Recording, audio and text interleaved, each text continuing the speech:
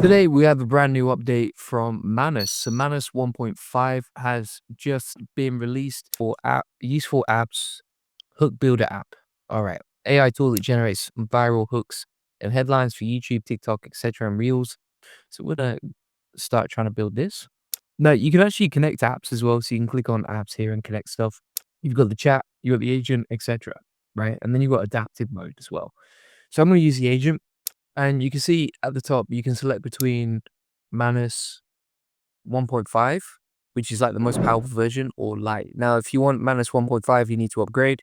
On the Lite version, it seems like you can use it for free. So let's see how it goes. It's probably going to ask me to upgrade, but we'll see how it goes. You can actually set up notifications as well. So whilst you're creating with this, you can basically get it to notify you once it's done and use the AI inside there, right? So for example, you could build an app that turns your website into an app, basically where, you got like a chatbot that speaks like your brand, an AI camera, recognizes images, AI generators that create text, images, and code, and also AI summarizers can understand the traffic. So you can actually look at traffic trends on here too.